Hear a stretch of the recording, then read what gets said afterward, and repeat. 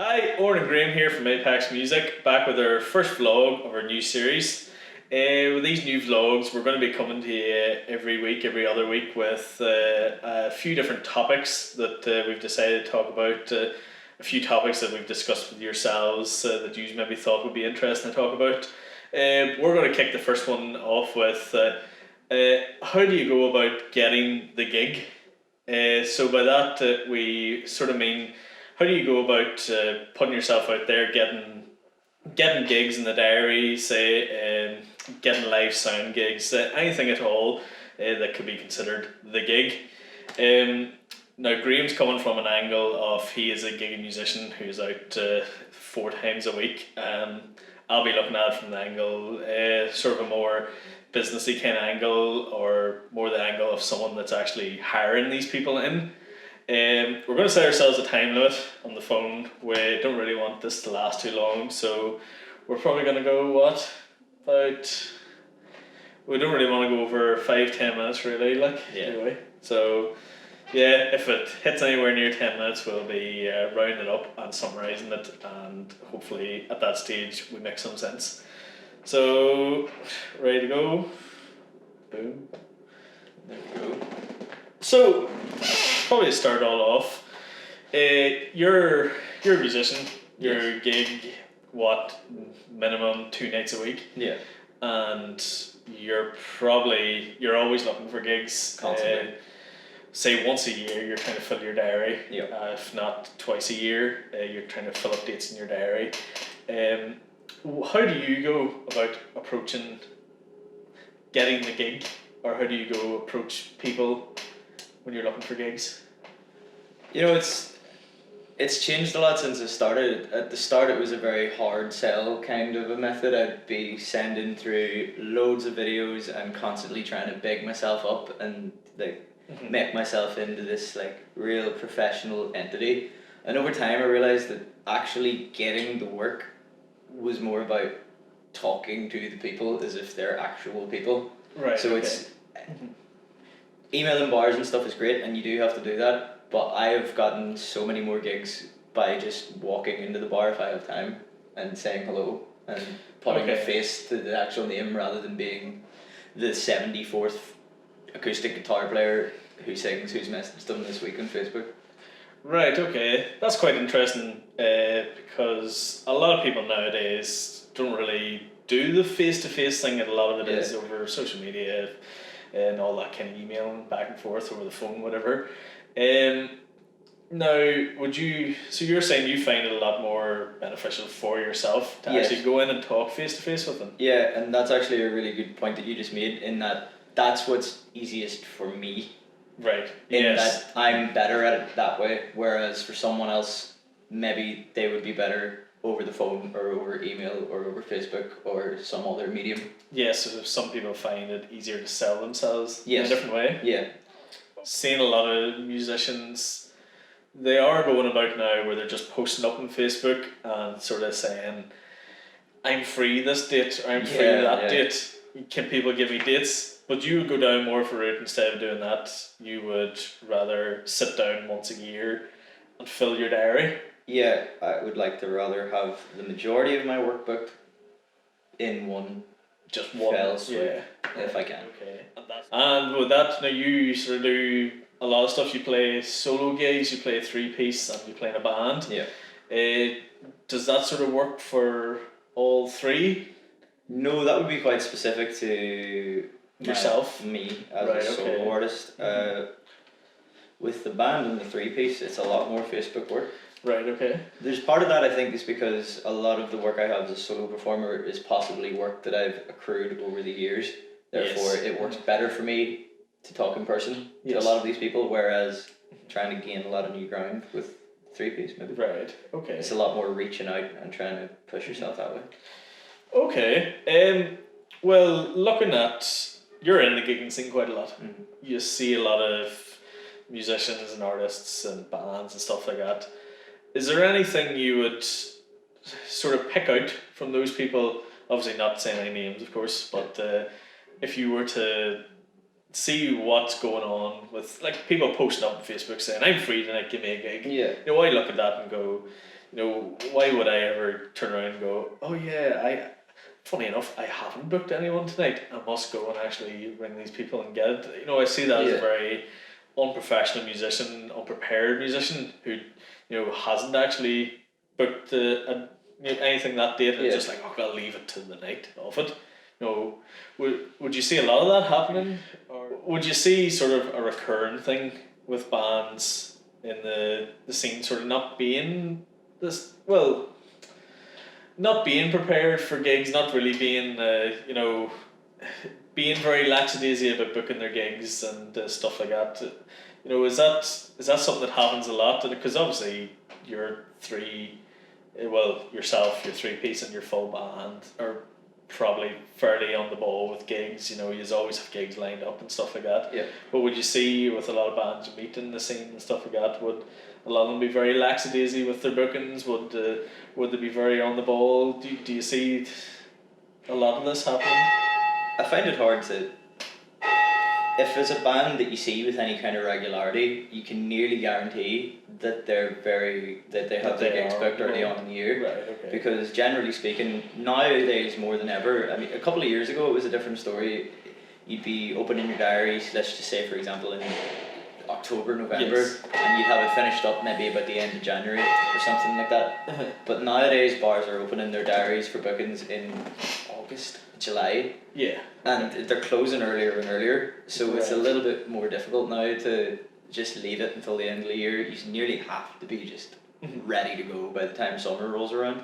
Right. So I guess if they're gigging with any kind of regularity, you can nearly guarantee that they've done fairly early, that they've those established connections, or they've worked to get these new connections relatively early.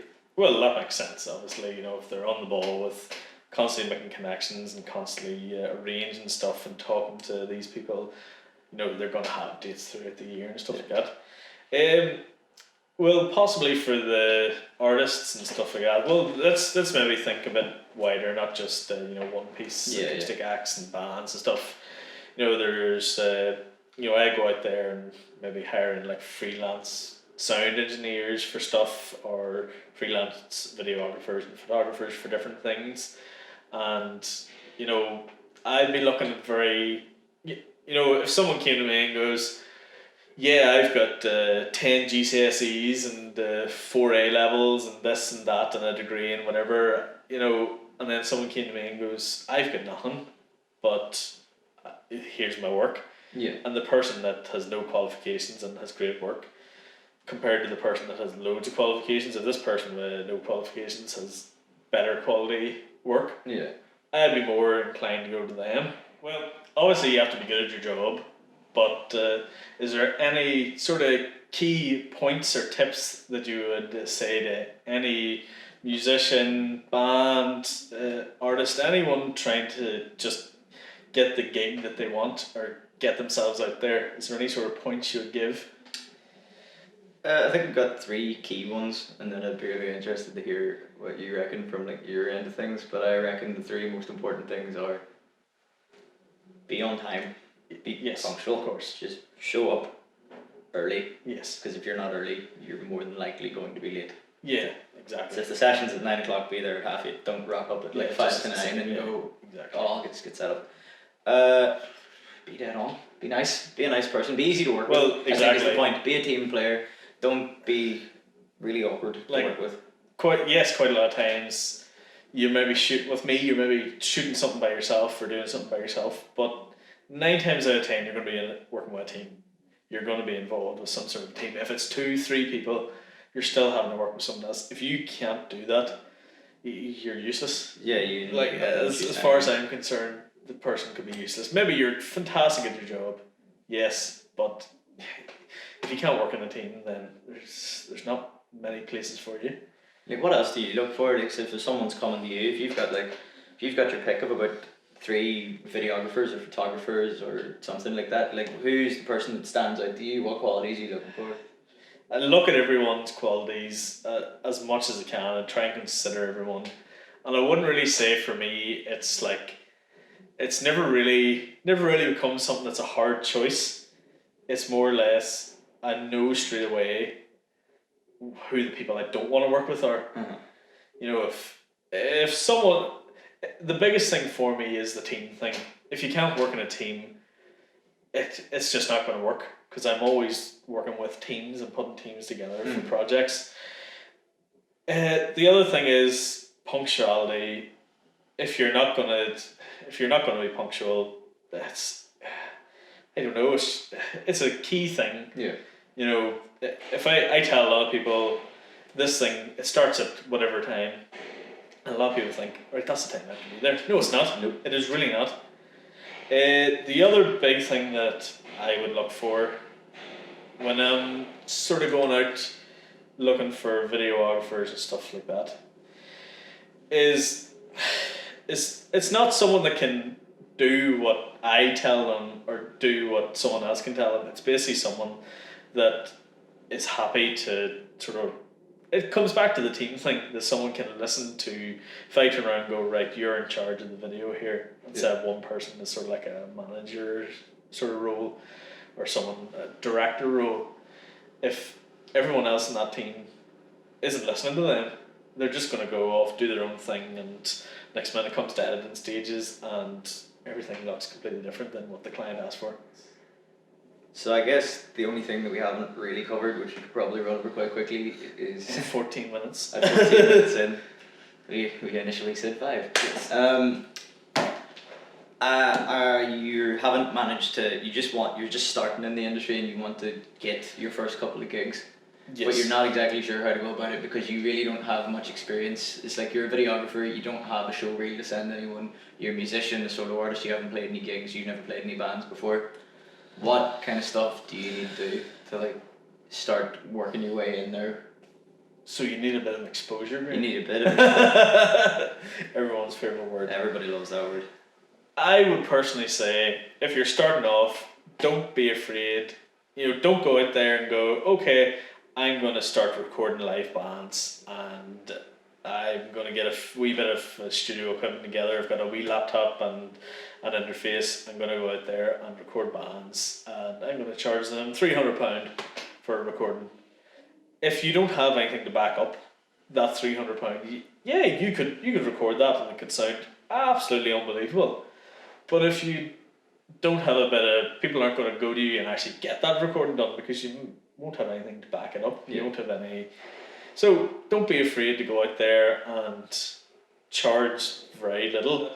Don't be afraid to just contact a few of your mates that are in bands, or just go out there and be like, look guys, I'm looking to do this. Maybe do it in a day. Get about 5-6 bands in the day in your garage or wherever you're going to be recording. Get them all in. Just get everyone to knock out one track. That'll leave you say 5-6 good solid tracks that you can go away and mix. And if you're not doing mastering or don't have the facilities for it, send it away, get it mastered. It's not bad to put it out there and be like, yeah, I mixed all this, but it was mastered by someone else, because that's what quite a lot of people do. So yeah, don't be afraid to do things a little bit cheaper. If it has to be free, it has to be free to get yourself out there. If you're an artist, yeah, don't do free gigs. That's a bit stupid because it is work. But ask your mate if you've got no content, you need content. You need a bit of content on the social media page. But don't be afraid to contact like a videographer, photographer, someone maybe at the same stage as you, starting out. Yeah. That wants you can collaborate. That's where networking comes in. Yeah. Talk to everyone. Yeah, talk to everyone. Get involved with as much people as possible, because the more people you talk to, the more connections you make. The more more of those things come up. You could be starting out. There's a videographer who's starting out. Team up with them. Get something together. And there's your content, there's his content. You both help each other out. Simple things like that. Yeah. I started off, I never gigged before, and a friend of mine just asked would I back her on guitar at an open mic. Never played before, panicked the whole time, was terrified, but it was a start. Yes. Got a few gigs off the back of that. So it's about getting experience and it's about making contacts, and the easiest way to do that is to get out and talk to people, and open mics and stuff like that are a fantastic way to do that. Yeah. Straight down open mic, play 3 or 4 tunes, just get used to the idea of playing songs. Yeah, it's kind of like a practice gig kind of thing. Yeah. But with everyone else doing the exact same thing. And it also gives you an opportunity to talk to the bar and practice your sales pitch, as Yes. it were. You know, you never know what's going to happen. Yeah. It's just all about talking to people, really, and like you said, getting a sort of a portfolio work together, even as an artist. Okay, well, to summarize our 5-minute video, what do you think? Be dead on. Don't be a bad word. Yes. Be punctual. Be able to work in a team. Yeah. And content. Getting your content together. The 3 P's, isn't it, really? Like 3 P's. punctuality, personality, and persistence. Just keep doing it. He's got it. Buzzwords. Well, I think that's really us. Thanks very much for watching. Hope you enjoyed it. This is going to be up on our Facebook, Instagram TV, and YouTube. So yeah, hope you enjoyed it, and we'll be back again with another vlog. Thanks very much.